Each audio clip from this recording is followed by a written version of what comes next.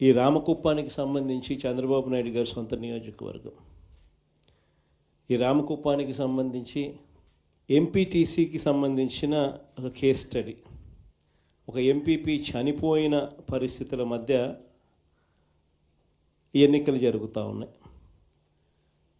16కు సంబంధించిన ఎంపీటీసీలు వైఎస్ఆర్సీపీకి సంబంధించిన వాళ్ళే గెలిచారు.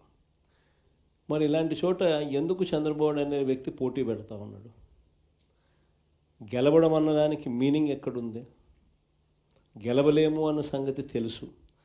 గెలిచిన వాళ్ళందరూ కూడా ఇక్కడ నుంచి గెలిచిన వాళ్ళందరూ కూడా వైఎస్ఆర్సీపీ టికెట్ మీద ఆ బీఫామ్ మీద గెలిచిన వాళ్ళు. మరి ఇలాంటి చోట 6 మందిని ఇక్కడి నుంచి లాక్కునే కార్యక్రమం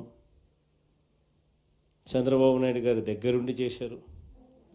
తర్వాత వైఎస్ఆర్సీపీ ఎంపీటీసీలు ప్రయాణం చేస్తూ ఉన్న మిగిలిన ఎంపీటీసీలు ప్రయాణం చేస్తూ ఉన్న వాహనాన్ని దగ్గరుండి పోలీసుల చేత అడ్డుకున్నారు.